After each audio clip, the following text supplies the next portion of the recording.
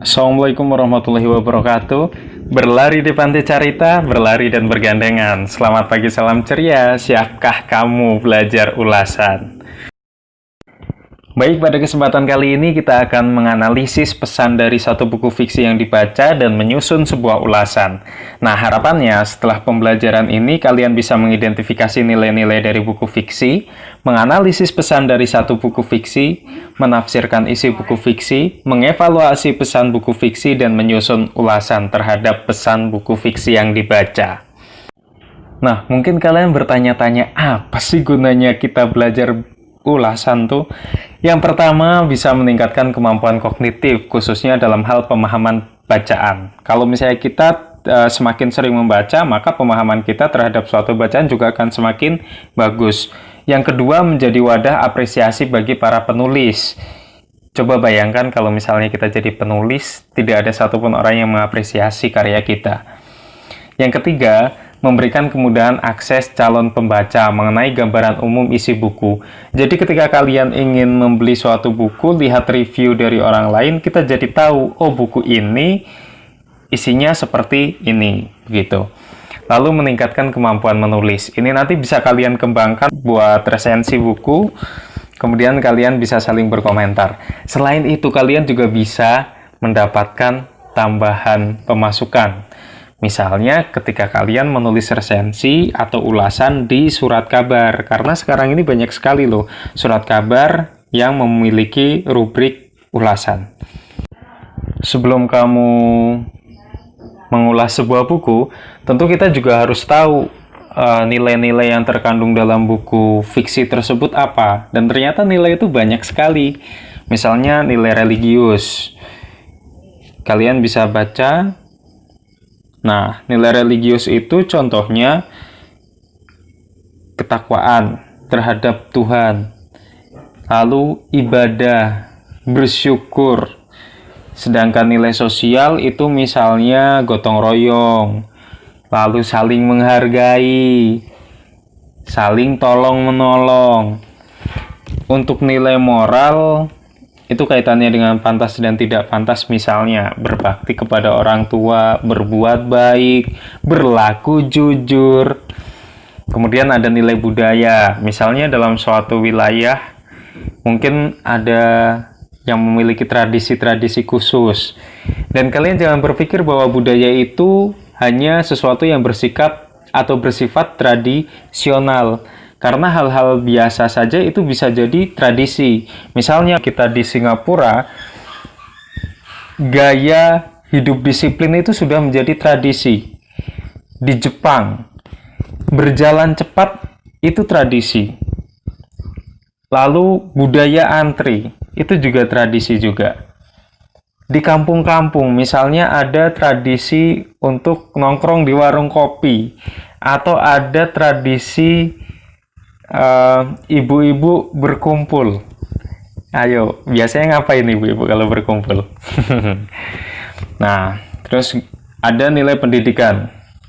Nilai pendidikan itu misalnya menggapai atau mencari ilmu setinggi mungkin, pantang menyerah dalam belajar, menuntut ilmu apapun yang terjadi.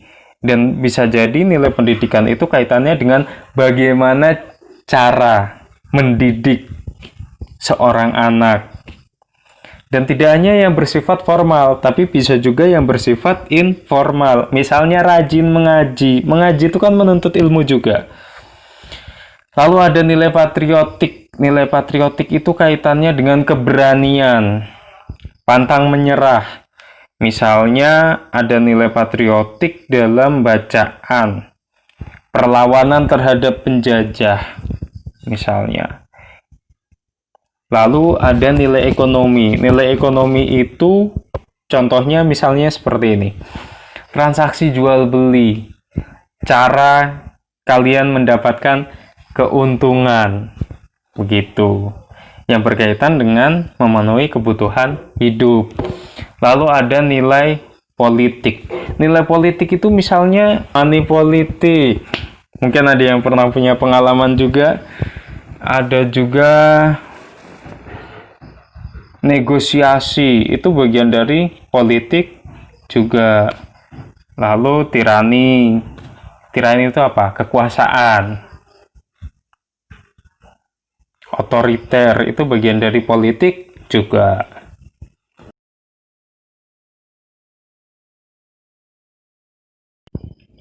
Nah, mungkin dari kalian ada yang kenal buku-buku ini. Pasti kenal harusnya. Anak-anak milenial zaman sekarang udah paham lah dengan buku ini. Beberapa juga udah difilmkan. Atau ini malah udah semuanya difilmkan gitu. Nah, sekarang kita pengen tahu struktur dari teks ulasan itu apa saja sih? Yang pertama ada orientasi, yang kedua ada tafsiran, yang ketiga ada evaluasi, dan yang keempat ada rangkuman. Nanti kita akan lihat contohnya di belakang. Lalu ini untuk kaidah kebahasaannya. Untuk kaidah kebahasaan ada isinya menonjolkan unsur-unsur karya seni. Dalam hal ini yang diulas adalah sastra. Jadi lebih banyak berkaitan dengan aspek kesastraan. Ada misalnya dari segi kebahasaan, dari segi tokoh, penokohan, gitu. Lalu menggunakan kalimat opini. Kalimat opini itu berarti pandangan pribadi ya. Jadi ulasan itu adalah pendapat pribadi seseorang. Dan itu sifatnya persuasif, artinya tidak memaksa. Ketika kamu bilang sebuah novel kurang bagus, kamu jangan memaksa orang berpendapat yang sama. Karena bisa jadi menurut orang lain itu novel adalah bagus. Lalu menggunakan kata perbandingan seperti daripada, itu kan membandingkan, daripada, sebagaimana, demikian halnya, berbeda dengan, misalnya membandingkan dengan novel yang lain. Oke, kita bahas ya. Ada kata kerja material. Kata kerja material itu misalnya berbicara, mendengarkan, membaca, menulis. Jadi kata kerja yang menyatakan kegiatan fisik atau proses. Lalu ada kata kerja rasional. Kata kerja rasional itu fungsinya sebagai kata bantu. Mungkin, boleh, bisa. Atau ada juga kata kerja rasional yang berfungsi untuk menggabungkan dua kata atau kalimat setara. Misalnya, bernama, merupakan, adalah, ialah, yaitu, gitu. Kemudian menggunakan kata penghubung, konjungsi. Baik konjungsi penambahan, waktu, perbandingan, dan sebab akibat. Tadi udah dibahas ya, konjungsi penambahan itu misalnya dan, lalu konjungsi waktu itu sebelum, setelah, saat, ketika. Konjungsi perbandingan tadi berbeda dengan, sebagaimana, daripada, seperti. Lalu sebab akibat atau konjungsi kausatif, karena, sebab, maka, sehingga, gitu.